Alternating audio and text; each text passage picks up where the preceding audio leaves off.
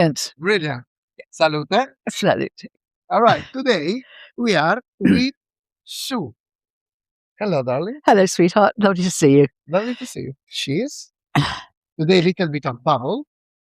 Allora, we came here to meet Sue a couple of months ago, and Sue right now is writing a book about her life. So I say, why don't we make an interview? Mm. And here we are. So I got a couple of questions for you, Sue. Okay, that's fun. First question, who are you? I am Sue Whitehouse. I'm 77 and a half. I was born on the 18th of August, 1948, in a place called Malvern in Worcestershire. And I've had a lot of life experiences, including 2 husbands and lots of jobs and all sorts of interesting adventures, challenging adventures, fun adventures. I'm somebody who likes to be doing. I'm a doer. I see that. I'm a doer, really. I don't sit on my arse. I do. I mean, obviously, with a glass of fizz or a bottle of fizz and watch the telly, but I like to be involved in things. I like to be organising. I like to have projects that I can do. At the moment, my project seems a long way away, but I'm thinking about having a birthday party in August. Fudge, my puppy dog, she'll be around in a bit, has a birthday the day before me. And I'm thinking I'm going to be 78 in August and she'll be 6. So we'll have a joint birthday party, but it'll be a not quite 80 because I reckon by the time I'm 80, I'll be too knackered to do a big birthday party. So we're going to have a joint birthday party for about 60 people here. It'll be the final swan song of my birthdays. I've got a musician organised and we'll do food and plenty to drink.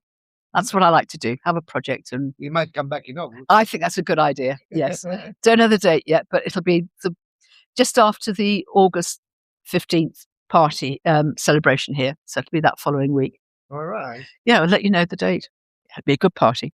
And one of the things that you can see straight away from Sue, usually I give or we give the advice at the end of the video, but here you can see straight away that she said to us 3-4 months ago, I'm going to write a book about my life.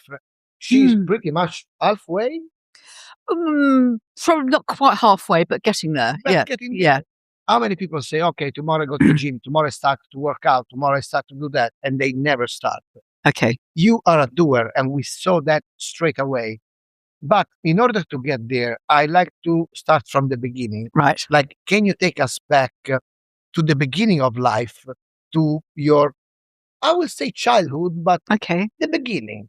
All right, my childhood. Well, I'd say I was born into a family in Malvern in Worcestershire. My father was called Peter in the UK.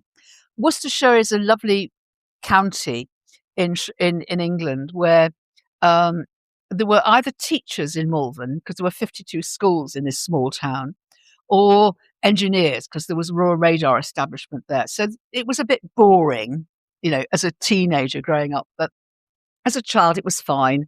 My mother was called Betty, and it became apparent, on my day of my mother's funeral, which was the day before my 19th birthday, somebody said to me, my godmother actually said, oh, your father was married before your mother, don't you? And you've got a half brother. Out of the blue. I know my father used to disappear for the odd weekend, which was a great relief because he was a nasty piece of work. And it was lovely when he wasn't there. And I just thought he got a mistress or something, but he was obviously going off to see his son. So interesting. He was a bully, my father. He shaped my life, really, because I found myself, actually, I'm just having therapy at the moment. And I realized that I've been bullied all my life because it was what was the norm, because my father was a mean, nasty, abusive, physically, emotionally, financially, probably sexually abusive. He wasn't sexually abusive to me, but I'm sure he was to my mother. So he was a nasty piece of work. I had a younger brother who I didn't really have anything to do with. And with Worcestershire, it's the home of, you probably haven't heard of, a composer called Edward Elgar, very famous English composer. And he lived in Malvern, and he's very much part of Worcestershire, and it's part of my DNA, if you like. Every time I hear some of his music, like the Enigma Variations, Nimrod, I just cry because it's part of me growing up. So there's all that sort of stuff. A very middle class, family. My father had his own um, a chartered accountancy business. He was a mason. He was part of the Conservative Club and all that crap. You know, that middle class. You know what I mean? It's more difficult to describe the nuances of class in England. I think I got the gist. Like on the outside, everything has to look perfect. Yes. But in the inside, I mean, the appearance, they were important as far as I understood. But inside, things were going on like everywhere in the world. Yeah. But it was like behind the curtain, like Yes. in a closed. Didn't talk about it. Oh, good Lord, Exactly. no. It was a taboo. Absolutely. I Yeah. get that. Yeah. And how this shape your life? What was the My behaviour. your behavior, like rebellion? No, my behaviour as a result of the bullying, and he was a nasty piece of work, was that I just withdraw into myself and retreat and go away. I don't stand up. I've only this last year, literally, have learned how to stand up to a bully and say, "Fuck off! I'm not having it anymore." The rest of my life, I've been, and browbeaten, if you like, and it was almost, I was bullied by my father. I was bullied by people at school. I went to a boarding school. I was bullied by school there. Bullied by a teacher there. I was bullied by my first husband's mother, my mother-in-law. I was bullied by bosses. All my life, I've been bullied, and it's only last year there was a moment, thanks to my therapist, who's fantastic, who enabled me to stand up to the bully and say, "I'm not having that anymore." And I'm stronger. It's taken 77 fucking years to learn how to stand up for myself and believe in myself and not be bullied. And what was the turning point that you reach now at 77? Because everyone been bullied in their life. I've been bullied when I was a kid. And I got a quite strong personality. But at the time, there was a guy stronger than me at school, and he bullied me. And it was not easy until that guy lost the year at school. So he was in another class. So my problem, luckily, after 1 year, was gone. Right. And then I started to develop my character. I was young, but I was bullied as well in my life. Yeah. So in my case, I was lucky because the guy lost 1 year, so he was not in my class anymore. No. And I was lucky, and then I developed my character. And if I see him now, I just don't really care. Right. But what was for you the switch? So last year, it was March last year, so nearly a year ago, and I did one of the reasons for coming to live in Crete. There was 3 reasons actually for coming to live in Crete, plus another one which I won't tell you about. The 3 the last reasons one is a secret. We know about it, but it's first. No. Okay. The 3 reasons were: there was a good vet because we brought 2 dogs and 5 cats with us from England. There was the Church of England, which was important to me because I was brought up in the Church of England and I went to a high church school, and it's always been an important part of me. And the 3rd reason was a good health service. My husband had heart. My second husband had heart problems, and there was a very good doctor and health service here. So those were the 3 things. So the church has always been a really important part of my life. And last year, and I became church warden. I mean, it's only a small congregation, but I've been very actively involved in fundraising and organising and helping to run the thing. And last year, I had a particularly difficult year at the start of the year.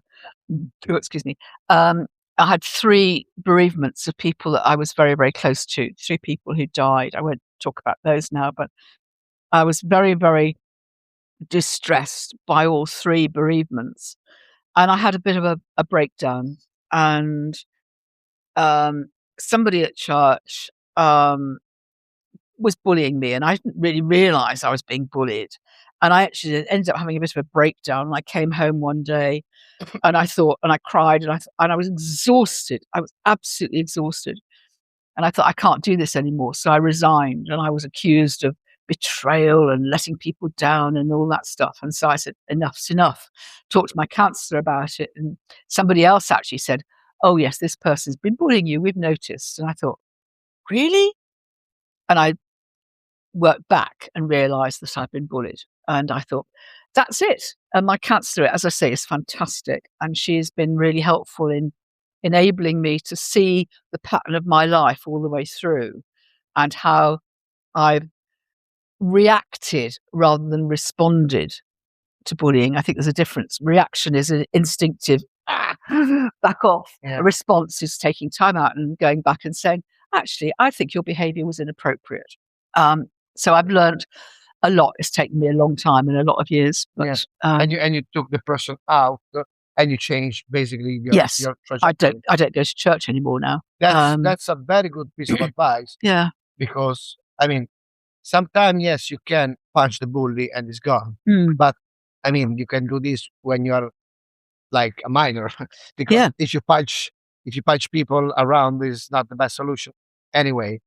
But the best thing, in my opinion, as well, is just become the best version of yourself. Yes. And just change trajectory. The bully is going that way. Okay, perfect. I go left or right or somewhere else.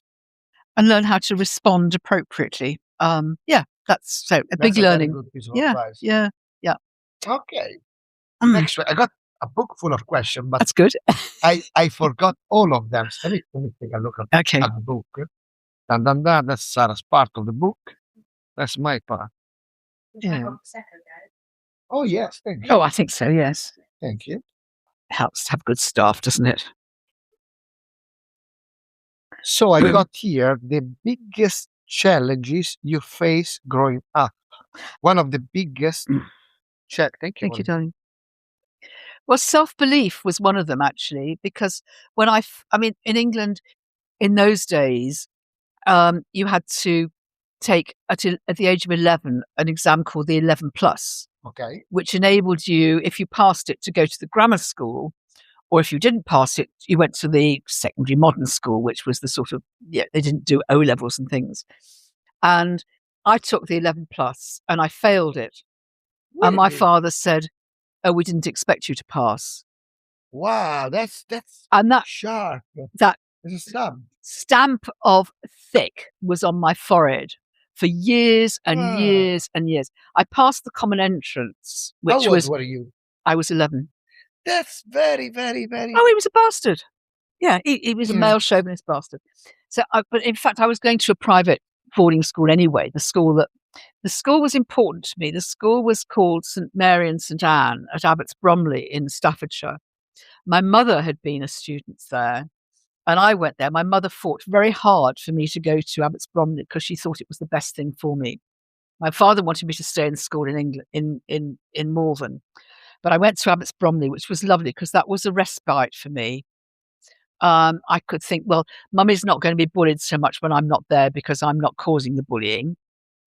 And it was peace, and it was, and it's still with me. The Abbots Bromley was an important school. It's called a Woodard School, a very Christian foundation, and I'm still involved actually, although the school's now closed. I'm the area sort of coordinator for Greece. So if any old Abbots Bromley girls have a need in the whole of Greece for help in any way, I'm it. I have access to funds and support to help people. So it's a really powerful organisation. And some of my friends today are still girls that I was at school with. So I went to school, but this foreign, and then at school there were 3 streams. There was the A stream, which was the ones that the clever girls that did sort of Latin and things.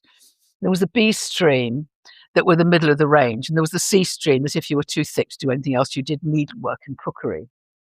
I was in the middle of the B stream, so I was a non-entity.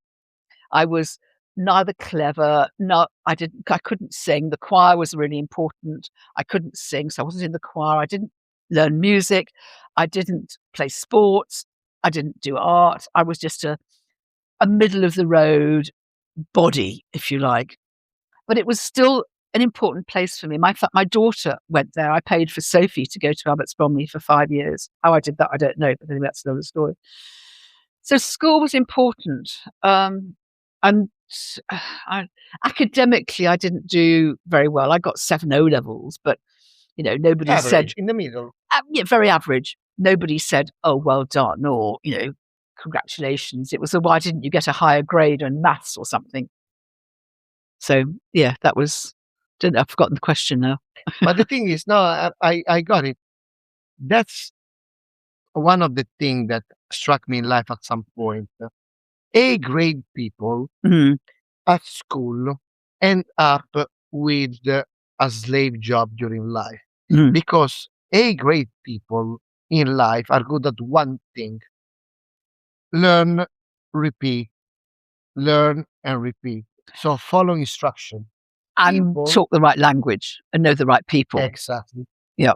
People that cannot fit in the school system, usually they struggle a lot in life, but with this kind of struggle, you learn how to think differently, how to think Yes. about outside of the box, Yeah. and find solutions that are worth money Yes. for people. Yeah. So they end up usually being self-employed and successful. Yeah. Successful way more than A students, because A student very good to follow rules at school, very good to follow rules at work. Someone that struggled to follow rules at some point had to make bread. Yeah. Yeah.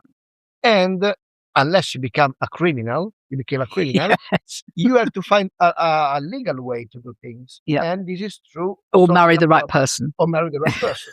Yeah.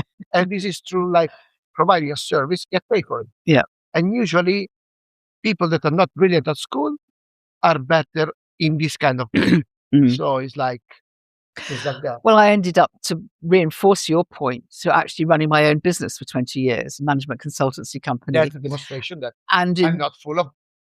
you're not full of shit, no. Yeah. But in the process of doing that, I actually I'm not full of shit, huh?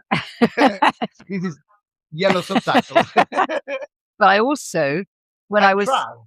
67, decided I was going to get a degree, because I'd seen both my children go through university and get degrees, and supported my daughter, particularly financially and every other way, in getting her degree.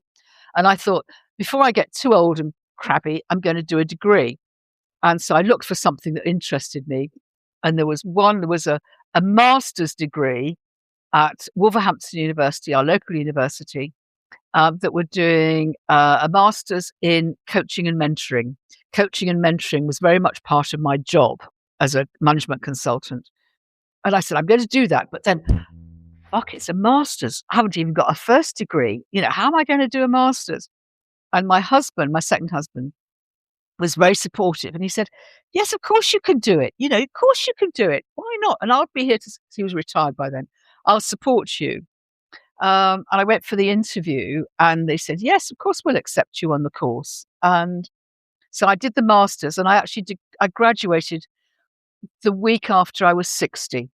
I think the 3rd of September, I got my degree, graduation ceremony, and the 4th of September, I got my bus pass. And it reinforced for me that I wasn't sick, I wasn't stupid, and it was damned hard work, because I was running my business at the same time. But Derek, my husband, was really supportive, and he said, I'll keep you in clean knickers and wine, and I'll give you all the support that you need to help you to do it. So that was the turning point. Yeah, absolutely. That's very good. That's very, very good. It was a turning point of sorts, but it gave me the belief The that confidence.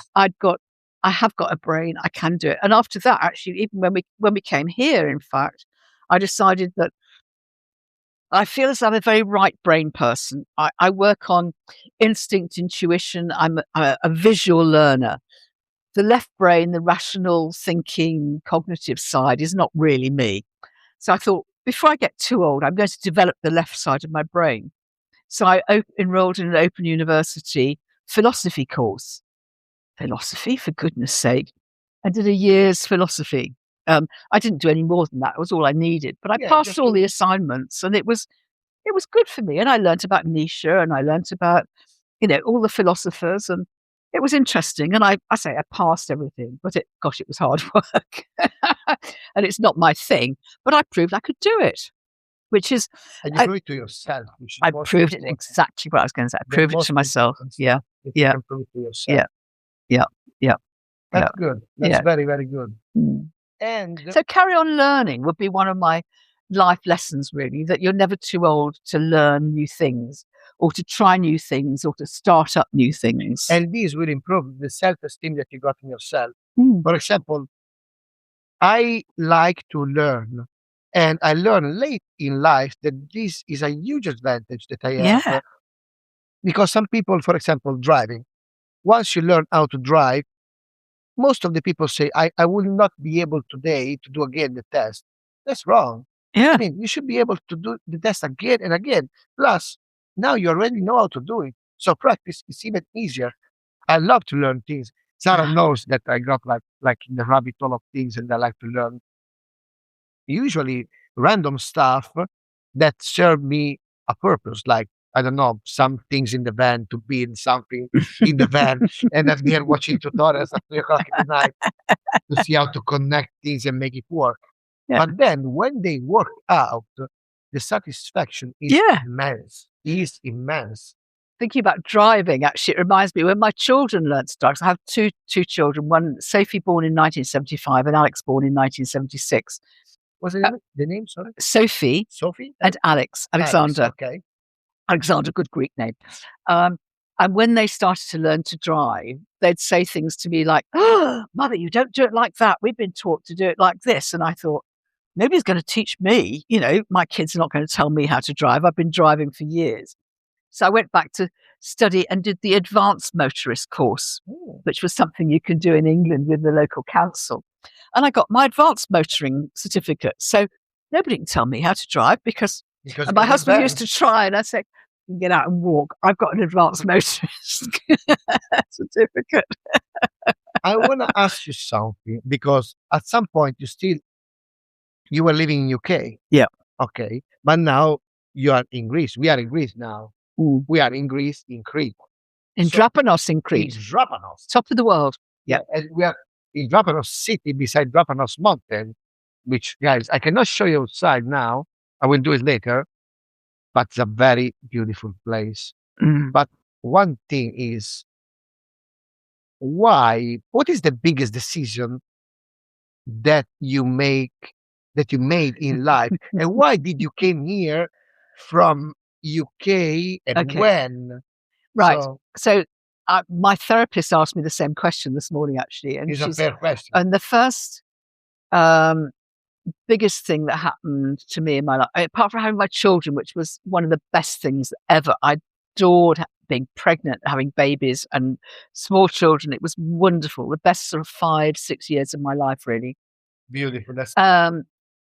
The first big decision I made was to sack their father, divorce him. Okay. Yeah. I mean, he was, I won't go into the details of why, but no need. No need. And so I got rid of him and became a single mum, which that led to many years of extreme poverty, extreme exhaustion, but it was the right thing to do. It was the right thing to do. The second biggest thing, I think, was probably setting up my own business. I was made redundant from a company I've been working for, and my husband said, "Well, why don't you set up your own business?" And I thought, I remember saying, "I'm not clever enough. I can't do it." And he said, "Yes, you can. I'll be here to support you. You can do it." The one that you saw? Yeah. No, it's the second one. That was the second one, second husband. So let's call it husband 1, husband 2. And husband 2, yeah. I'm waiting for husband 1 didn't believe in you. No. The husband 2 believed in you, which is a big, big difference. I'm waiting for husband 3. No, but I don't think I want another husband, but a live-in lover or live-out lover would be nice. But anyway, that's another story. So if there's a lover here. Yes. I need a lover. I'd even kick the dogs off the bed. Anyway, that's don't give me any more fizz. So yeah, that was the second decision, really. And the third big decision was to move here. How old were you when you decide enough UK, let's move somewhere else? It was 15 years ago. It'd be 15 years ago. Yeah. What happened was we went on holiday. Derek and I used to go on nice holidays, and because I was running the business, so we'd have 3 weeks holiday every Christmas and go abroad or go on a cruise or something. And this particular year, which is 2001, I think, or 2002, we went to Tunisia for 3 weeks, and it was an all-in-one saga holiday, saga for older people. And it included wine and 3 meals a day and all that stuff. Yeah, they're all inclusive. Yeah. So we were there on the second day, I think, and having lunch. And they produced a bottle of wine. And the wine was like, it was vile. I mean, really, Tunisian wine, not good. And there was a couple sitting at the table next to us. And they said, and we said to them, is the red any better than the white? And they said, no, it's all like camel's piss. And we became friendly with them. And they were called Richard and Dorcas. And we got on really well. We had a really good 2 weeks with them, lots of fun, and did lots of things. Richard and I were in the sea on Christmas Day and all the rest of it.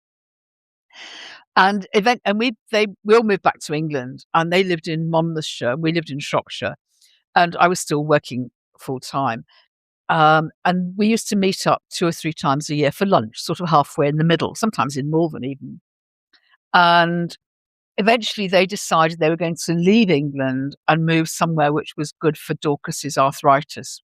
And they ended up in Japanos, buying an old olive mill up there that was just a ruin and renovating it. And they sent us videos of it.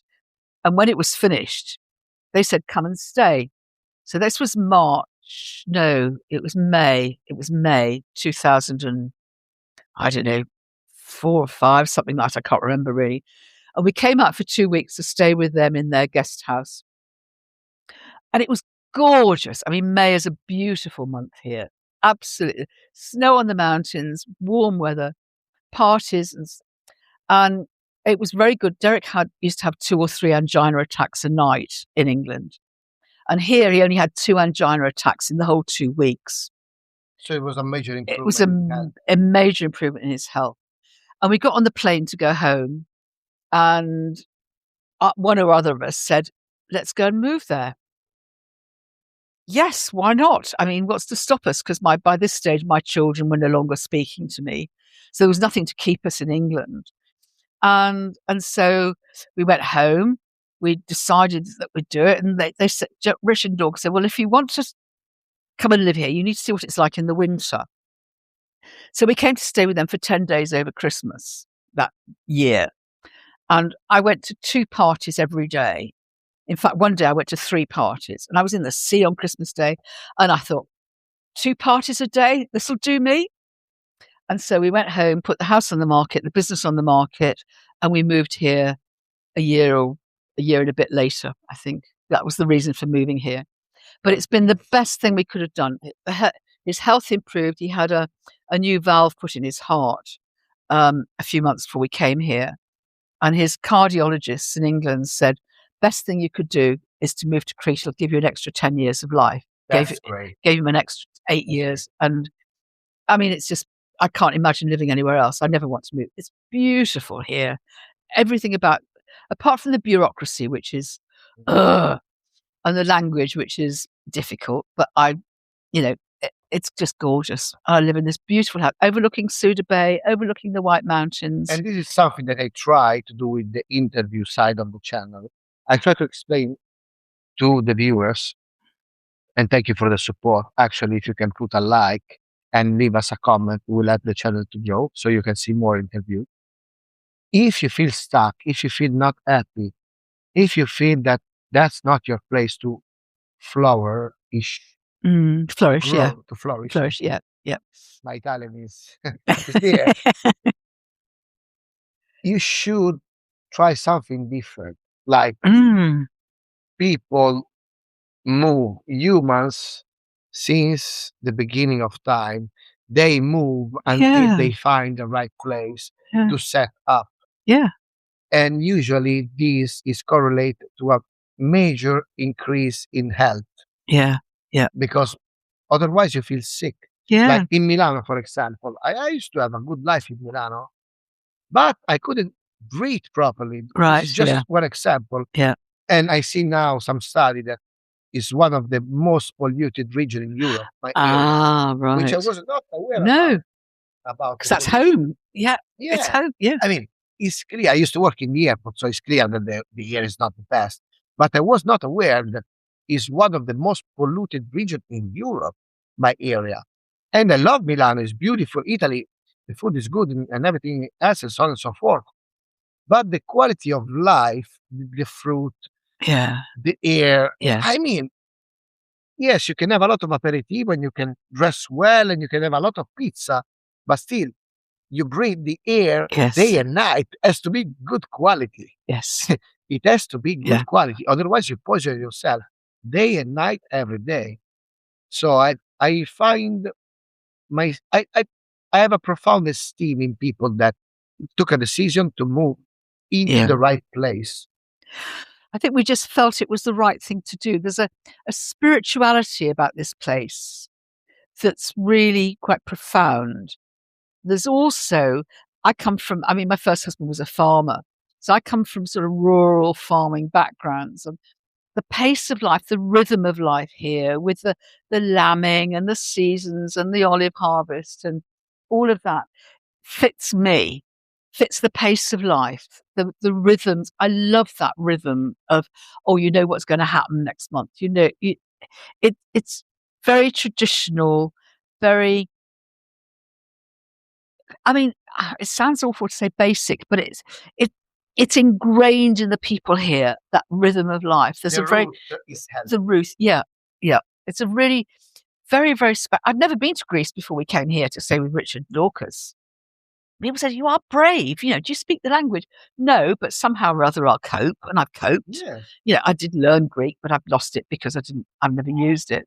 And it's just a really, really special place, a very deep spirituality about it, a sort of profoundness about life here that suits me very And well. also life here is still on a human level. The Yes. pace of And life is not like run, no, run, no. okay, run, But there's a kindness and a generosity about Yes. Cretan people that is incredibly special. Yes. I couldn't imagine having the relationships with, for example, my garage owner or the builder or the gardener that I have with these guys here. That's very special. You're always like part of the family, and Yeah. I've developed some really good family connections with Cretan people that I value enormously. Thank God, because I think our Sarah is gonna get us some prosecco. She A top noticed that that's yeah, right now.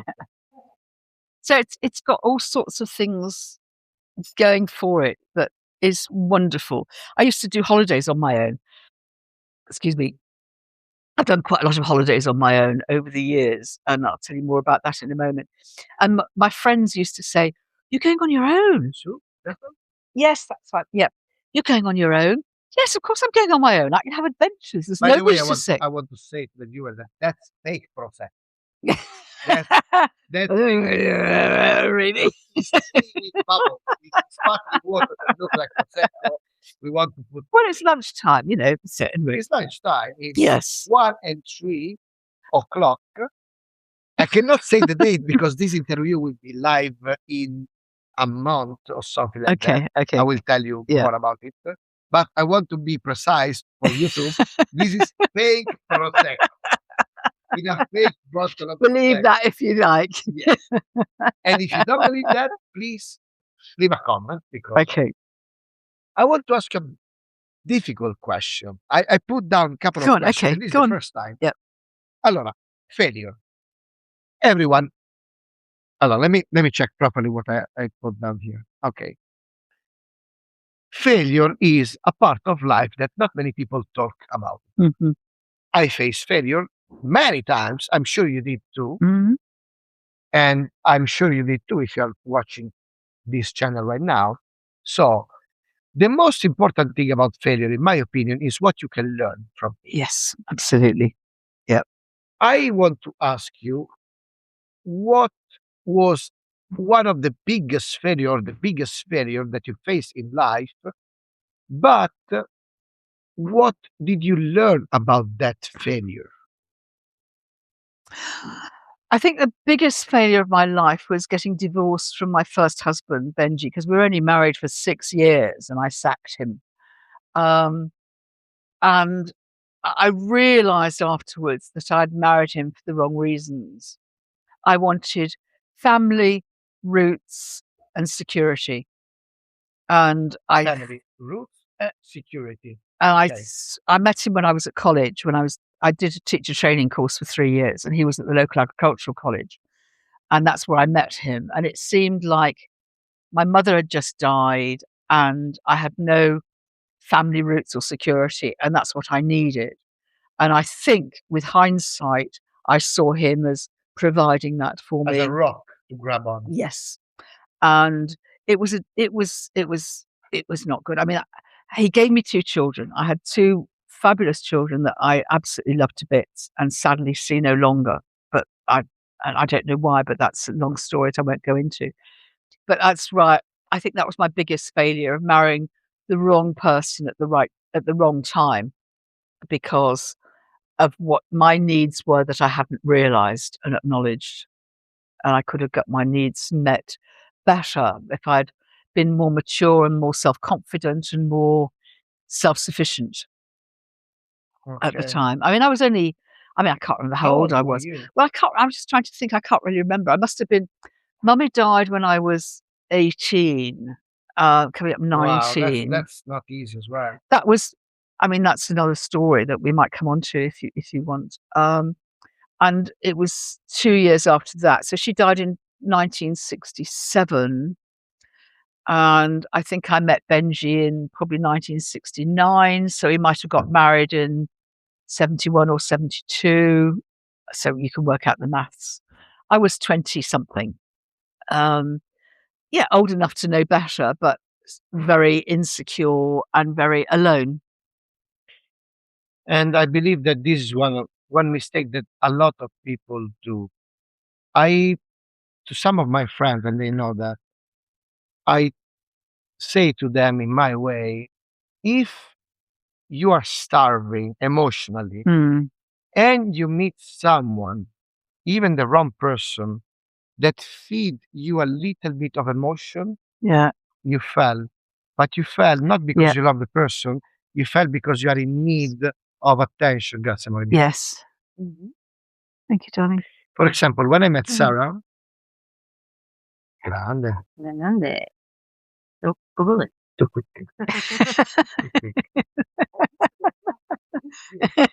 Yeah, mas. I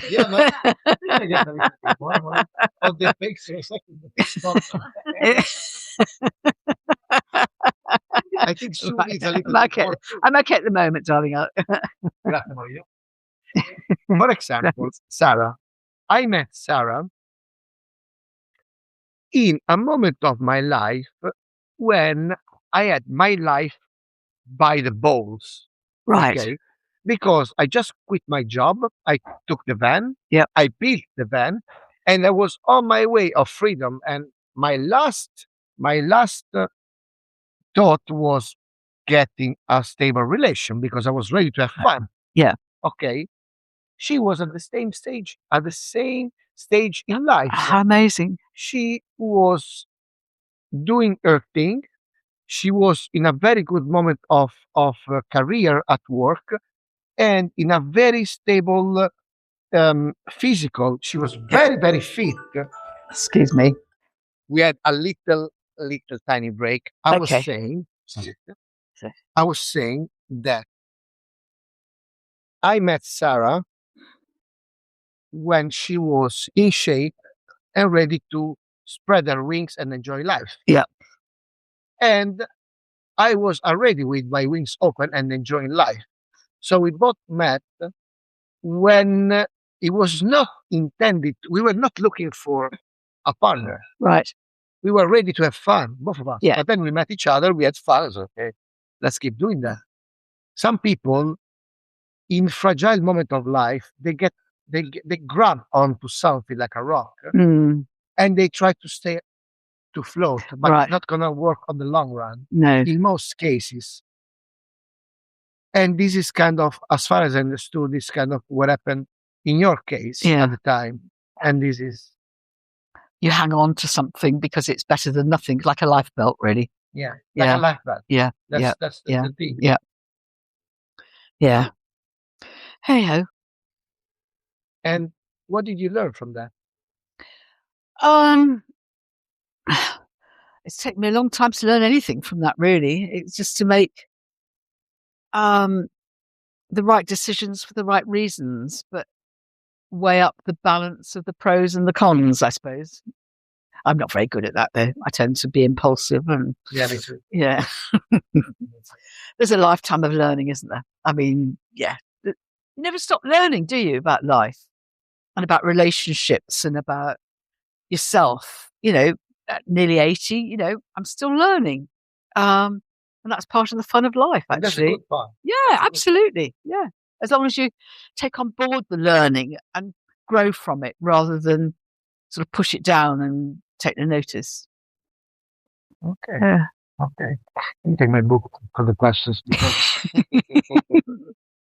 Allora, let me see what we got here.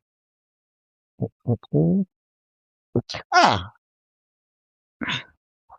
a moment of proud in your life. Ah, And very good. You had a business, you had 2 kids, you had 2 husbands, you moved to a different country, you have 3 dogs and 8 cats. yes. So I believe that somewhere there is a very good moment of proud. Okay. The first moment of pride was having my children. I believe I that. loved being pregnant. I was very, very well. I bloomed when I was pregnant, and I had brilliant pregnancies. Sophie was born in February 1975, and Alex 14 months later in May. Ah, like Bam Bam. Yeah, absolutely. And it was gorgeous. I mean, Sophie walked, I think, for 2 weeks before Alex was born. So, it was, and I had nine old English sheepdog puppies at the same time.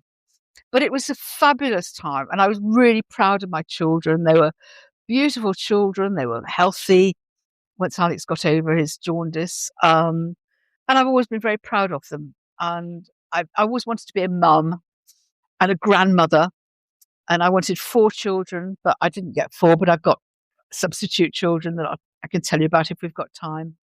And I love just being a mum, actually, and loving my children and having fun adventures and playing in the park and riding the donkeys and splashing in puddles and all of that stuff. That's a very good moment. It was fabulous, actually. I absolutely adore being a mum. And I've been a sort of almost an auntie or a substitute mum for a few children since that I've got in my life, which is lovely. So that was the first one. The other one was getting my master's degree. I believe that. I mean, phew. Oh, gosh, for somebody who failed the 11 plus and was put down as being thick. Yeah, for someone that been told in life, hey, you're not good enough. Yeah, get a master's degrees and get the business going. At 60, running a business at the same time. I mean, God, it was hard work. What was the business? It was a management consultancy. Oh. I trained as a teacher, so I did 3 years teaching in a secondary modern school, teaching home economics, actually. So that's where my love of cookery started. Also you got a very good communication skills. Yeah, and cookery, I learned, and then after that, I worked in a catering college for a few years. So cooking has always been a big thing for me, and entertaining it, and I love it. And yeah, so then I got involved when I was working at the local college, which is actually where I trained as a teacher, but it then became not a teacher training place, a catering college. I was working there, and the head of the department said, I can't give you more, because I was only part-time, I can't give you more hours lecturing. But what I can do is to send you on a course, if you like, a City and Guilds course, and I can pay you lecturing rates, which was £12 an hour. Fantastic to go on a course 1 day a week. And the course turned out to be the City and Guilds Youth Trainers Award. There was a wonderful scheme in England at the time called the YTS scheme, Youth Trainer Scheme, which is where you took 16 and 17-year-olds who'd left school but didn't really have any qualifications or any ambition, and you put them into a placement, which could be a garage, it could be a builder's, it could be a hairdresser's, and you paid them so much a week, to work there. And then one day a week, they went to college and got qualifications. It was the best job I've ever had. I worked my socks off the YTS scheme, but loved it. It was just brilliant. I got that job. I did this course for 6 months and got the qualification. And somebody who was on the course with me said, well, I'm leaving my job with this scheme. It's a private scheme. I think you'd be good to take over. So I joined this company called Mercia Manpower the same week, actually, that Sophie started at boarding school. I agreed for her to go to the school that I went to. How the hell I was going to pay for her fees, I have no idea. Working with youth training scheme, which I absolutely loved. I worked for this private company where, again, the boss bullied me.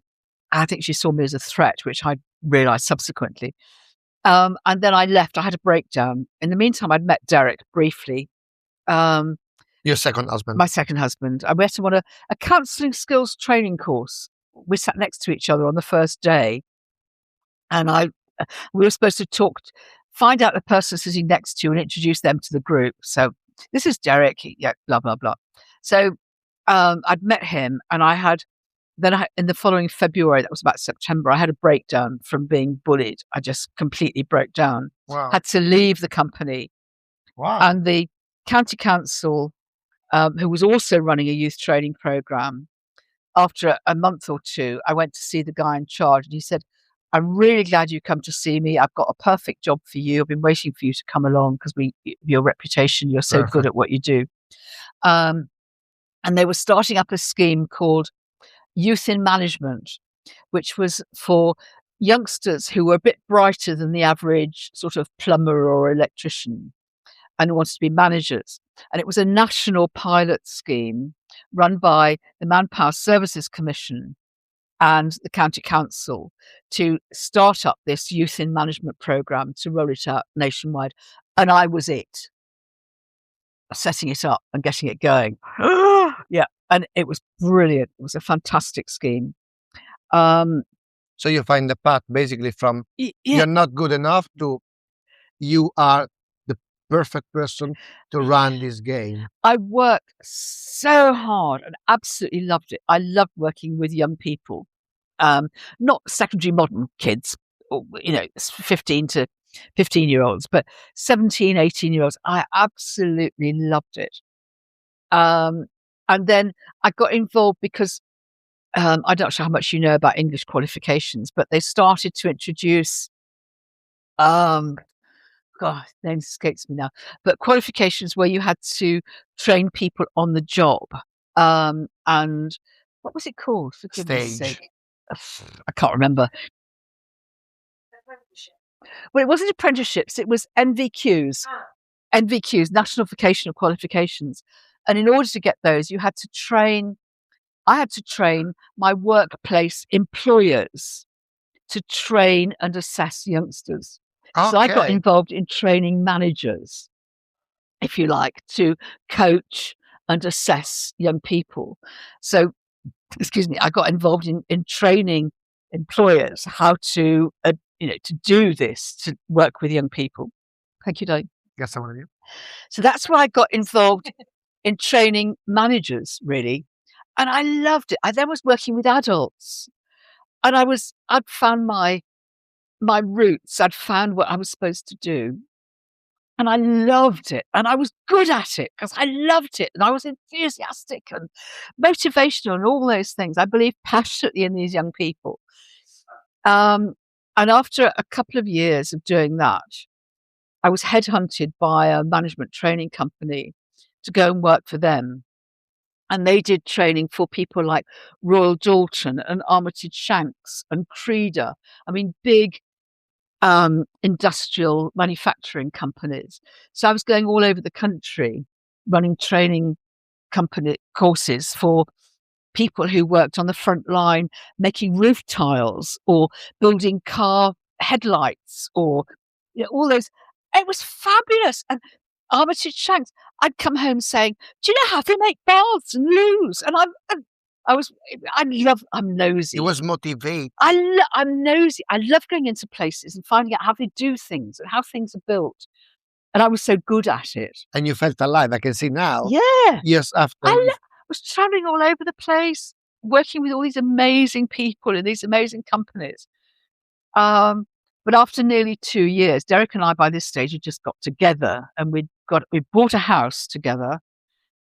And within 2 weeks, I was made redundant. And I hadn't worked for this company for less than for 2 years. So I lost my car, lost my computer, lost my income, lost the lot. Why? I don't understand. Oh, they said I wasn't bringing in enough business. I was supposed to bring in business as well as do the business. Okay. And I'm not good at marketing. I'm good at doing the job. I'm not good at marketing. So I was redundant. And Derek said, because he still was working at that point, actually for Shropshire County Council, believe it or not. And he said, well, why don't you start up on your own? And I immediately went into, oh, I'm not clever enough. I can't do that. I don't know how to do it. He said, well, I'll support you. Let's, go for it. You set up your business. And if after 18 months it doesn't work, you have to job hunt. And I set up the business and we decided what we were going to call it, Quatford Management Consultancy. And I was bloody good at it. And it just went from strength to strength. I was just saying to my counsellor this morning, I started off earning £200 a day. I mean, obviously, when you're doing training, you're not there every day, but if I was doing 2 courses a week, and traveling all over the country, and I ended up, when I finished the business before we came here, earning £1,000 a day. And I never advertised because I was so damn good that people speak about it. Yeah, word of mouth. That's the best way. Fabulous. I mean, wonderful, wonderful. And what I can extract from that is do something you love. Yeah. You'll be good at it. And you will find a way to monetize it. Yeah. And also, all word of mouth. Yeah. The fact that he supported you. You say, I believe in you. Let's do it. Let's try. Even if you think that you're not good at it, you were wrong. Yeah. And gladly, he knew that. He knew that. Yeah. So I ended up running training courses in Albania, in Jersey, in Canada, all over the place. And it was fabulous. And I earned enough money to be able to have my holidays. And I'm just checking my book. Go on.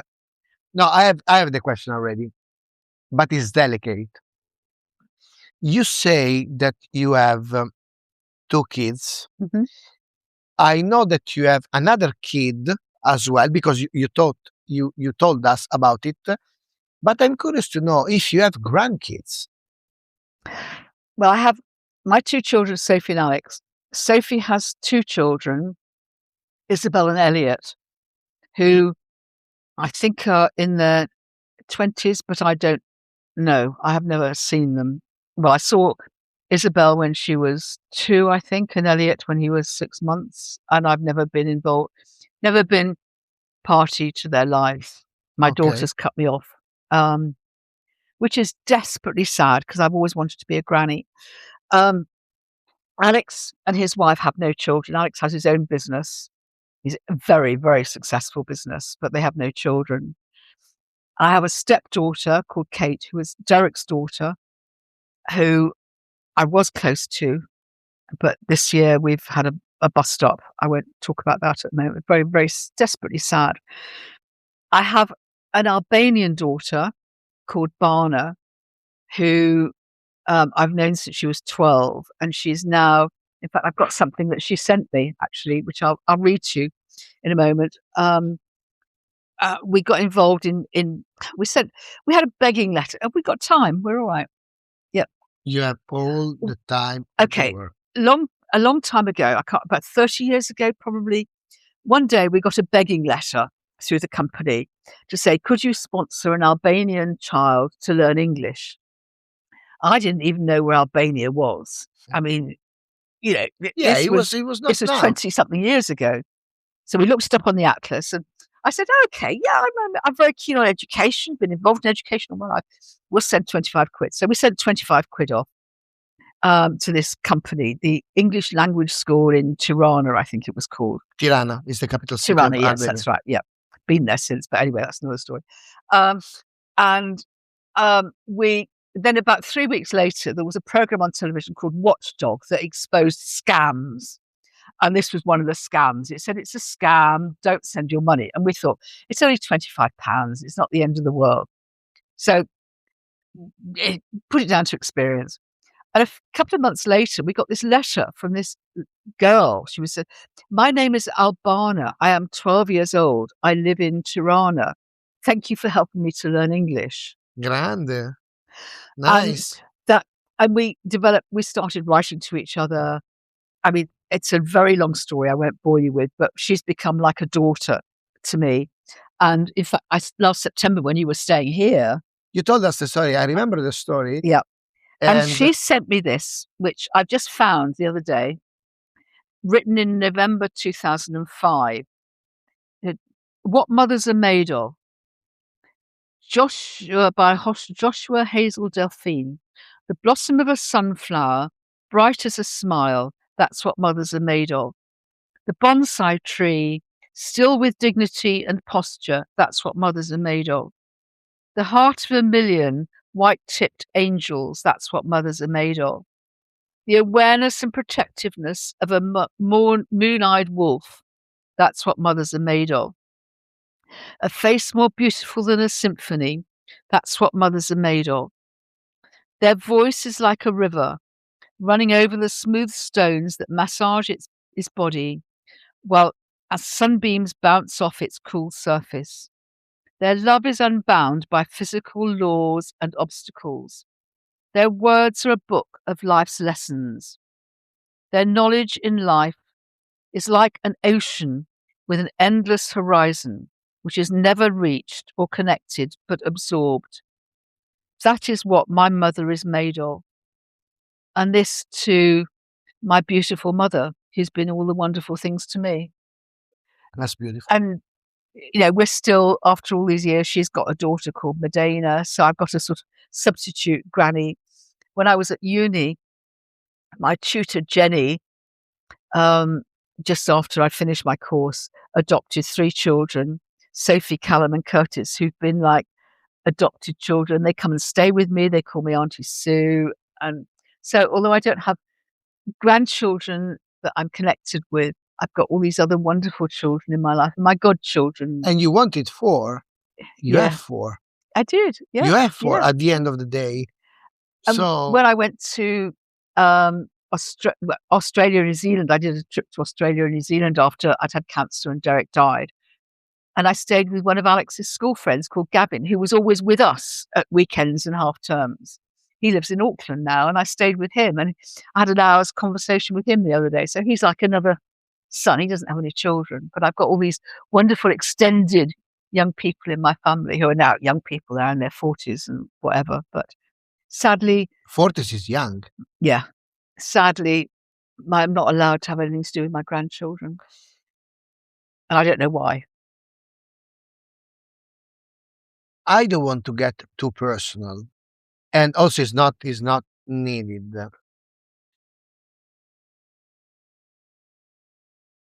There is no way that you can have contact, at least with your grandchildren. Let's put it in a simple way. I'm your son or daughter, okay? Hey, Django! We don't get along. Yeah. Okay. We don't talk. Okay. And many people do that during life in families. But with the kids is different. I mean, you are grandma.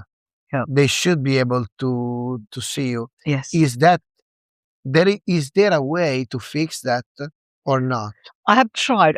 In fact, I said to Kate, my stepdaughter, because she's in touch with my daughter and son and my ex. I mean, she's part of the family. Can you ask Isabel and Elliot if I can contact them? And the result came back from Kate. Isabel says no way. And I've not had a response about Elliot. So their mother, my daughter, has quite clearly poisoned them and told them not to have anything to do with me. So it's just a clear No. Yeah. Sad. Nothing I can do about it. I've tried. It's their choice. It's sad to hear that. It is sad. I'm sure everyone got their own reason. Yes. Everyone thinks is right. But at the same time, everyone, even 1% can be wrong. Yeah. I have hope that maybe at some point in the future things will change, but I have nothing more I can do. I hope so because I learned something a long time ago in a difficult moment of my life. I was a totally different person. And at some point I learned this pretty clean and simple. Even the rotten apple got good seeds. Yeah.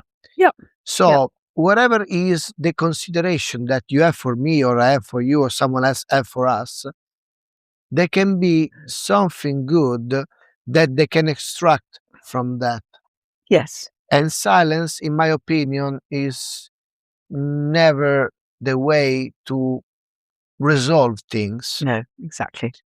But it is what it is. Yeah. And the good thing is you wanted 4 kids. Yeah. You have 4 kids. Yeah. You cannot choose the relation that you have with each the one. The blood relation, but the relation, the relationship, the empathetic relationship. Exactly. And the beautiful thing that I see in the story that you have with Albana, the girl from Tirana in Albania, that regardless was a scam or not, you risk 24 quid, but you were lucky and she was lucky that was real, and you gave the opportunity to someone to really flower. Yes. Well, she went on life. to do a degree. No, Owen, her first degree in psychology at Oxford Brookes University.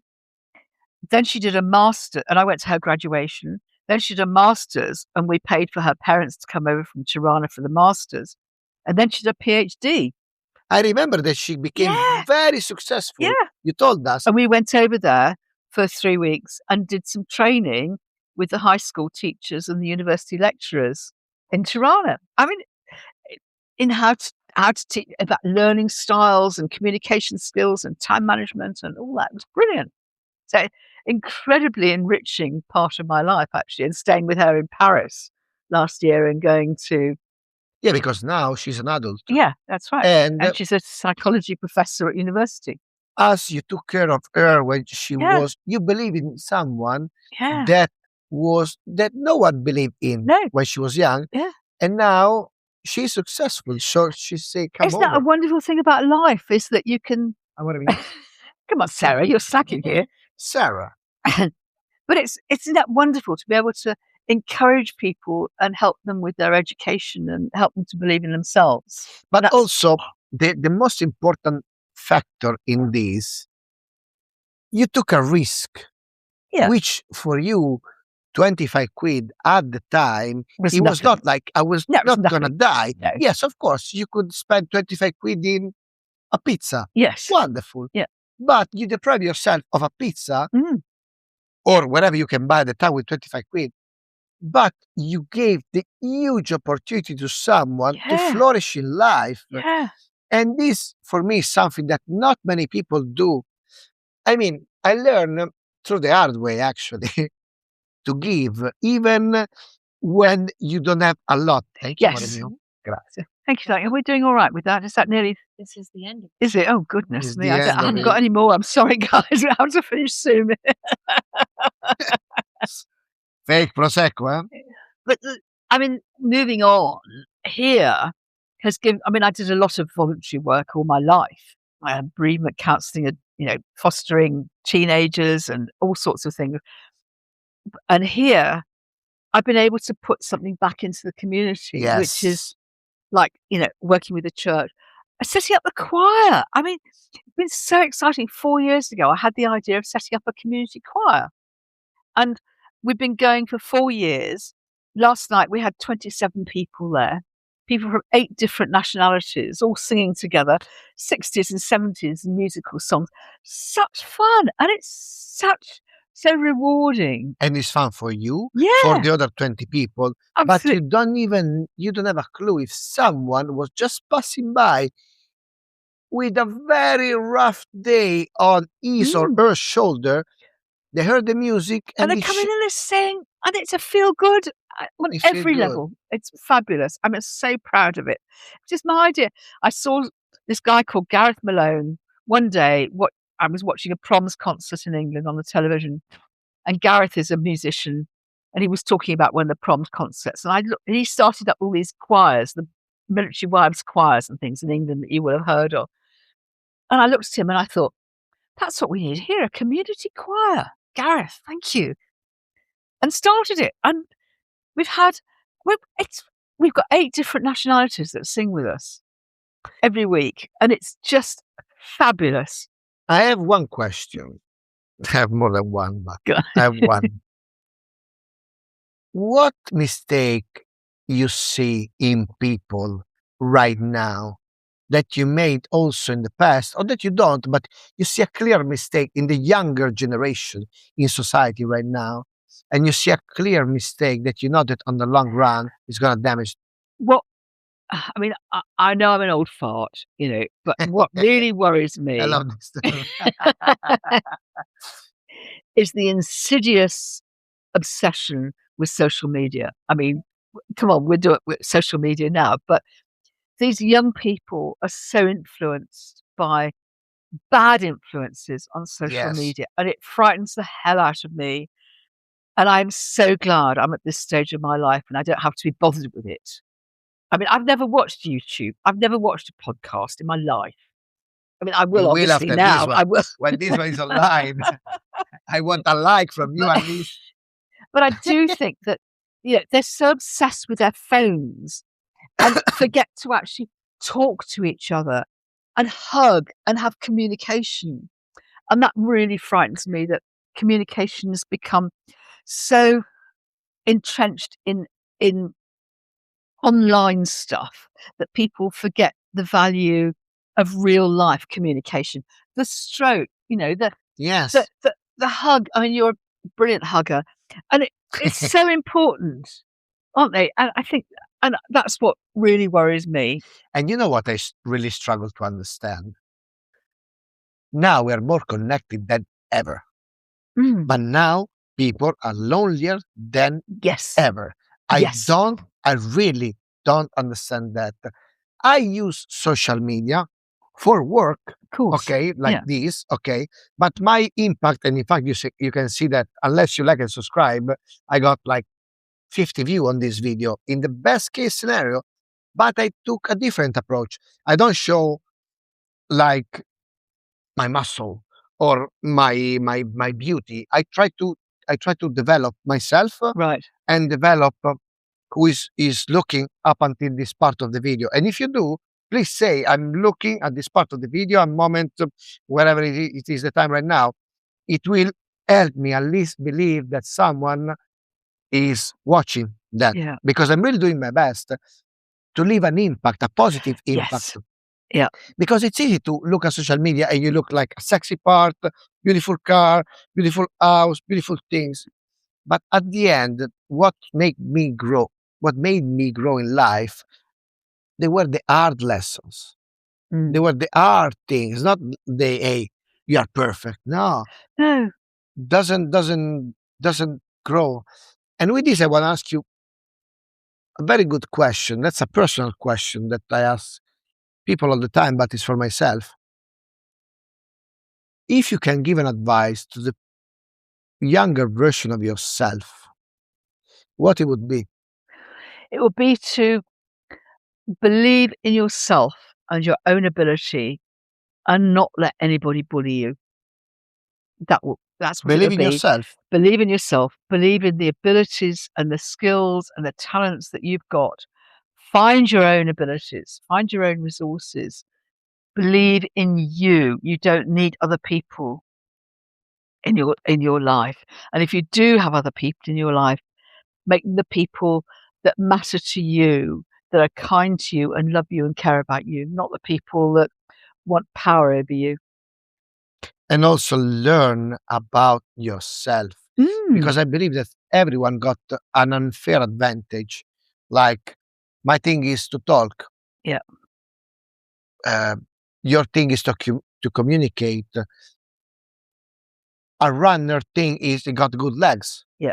So and everyone got different skills. Yeah. Use that to succeed in life. That is something that people need to learn. And here I've got a lot of very, very good, deep, rich friendships, like my neighbours, Christian and Dagmar, who live in Germany, got a house here. They're really very good, deep, profound relationships that we've developed. And yeah, some of the other neighbours here, Kevin and Indira, my American neighbours, very much the same, developing. They're in Oregon at the moment, but when they're here, we've got, and Sonia and John, who live across, very, very good relationships. We have time now, because most of us are fairly retired, to spend that time having meals and talking and sharing wine and experiences. What is the lesson in life that you learned too late that you wanted to learn before? To believe myself, believe in me. I'm an okay person. Because, for example, I will tell to myself, 10 years ago, man, do what you did at 35, do it now. Right. Yeah. I will say to my youngest version of myself, do it freaking now. Well, yes, because you can get to be 77 and not have the energy or the time to do it. But yeah, but it's And the about energy as believing well. and doing what soothes your soul and what's good for you. Yeah, that's yeah. But care for other people, but allow them to care for you in a way that's healthy, not that is in a way of controlling. And this as well is something that people have to break away from. Yeah. If something is unhealthy, walk away from it. I have a very, very bad character in real life. If people are not in line with my energy, Right. I make it clear, like, stay Okay. 3 meters away. Yeah. But some of my colleagues, for example, when I was working, they try to keep it civil, but they suffer like a vampire that is getting your energy. Yeah. My way was different. Like, hey, setting your boundaries. Yes, that's my line. Yeah. You can believe whatever you like. It's okay. Just stay away from the line. Yeah. Because it's clear that your energy is impacting. Well, that bad energy can really have a draining effect on you, can't it? I felt tired. Yeah. I felt tired. It's the draining. Yes, Yes, absolutely. it was just bad. Yeah. Yeah. Absolutely. Yeah. My dear, I think I asked you everything. Crossed was my on mind. your list. You got on your list. You answered few questions. I mean, few questions. We've covered a lot, actually. We covered a lot. Yeah. We covered a lot. And I'll be curious to read your book when is ready. Yeah. When it's ready, Sarah and Sue are writing the Sue book. And whenever it's ready, and since you are you are a doer, I believe that it will be ready soon. So we'll compare this interview with your book, and with the personal impact that you had on our life. Because for me and Sarah, for example, it was clear that you are a doer, and you're not like 22 years old anymore. No. I mean, now maybe I scrolled down some part of the diary, but I believe that it's fair to check it from the book. Sue also had a lot of experience in Africa. She won some beauty things. How you say the beauty, the experience that you show us before, the experience on the newspaper. Oh, right, yeah, experiences, yeah, I mean, yeah, beautiful moments in my life and times of meeting fabulous people E and travelling through amazing places and exactly, and this yeah, is something that we didn't cover in the interview because we it's not time is limited, yeah. but an interview, unless you are Joe Rogan, which I'm not yet, it can take certain amount of time and then it's done. We didn't cover a lot of your life, which is very, very No. interesting. The Africa part, the beauty experience part, and so on and so forth Mm. is is something that, guys, you have to check on the book. So pretty simple. So Thank you, darling. I've enjoyed it, actually. It fits in very well with my therapy earlier. it's very nice. Really, thank you Thank so you, much. Tabitha. Tabitha's helped as well, and Django.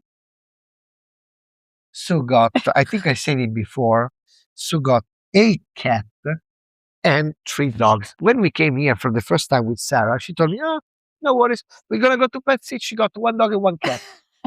Then I came to this place and there were 8 cats and 3 dogs. And now I'm gonna show you something that I don't really show in the interviews. Look. Dun, dun, dun, dun, dun. That's Sarah with the fake prosecco. And we spent a lot of times, and a big thanks is to my girlfriend, Sarah, because if it wasn't for her, I wouldn't met Sue. I wouldn't be here today. We wouldn't have lots of prosecco. Exact. Fake prosecco. Fake prosecco. And guys, at the end, look at the view. Look at the view. We didn't show that, but that's the view from Sue's house. Yeah, I think the clouds have come down over the mountains, though. But yeah, it's a bit cloudy yeah. today. So I really hope you liked the video. Thank you so much for watching. I hope you watch it until the end. And if you do, please, and this is personal, leave a comment so it fuel my will to keep doing that. And thank you for watching. I see you in the next one.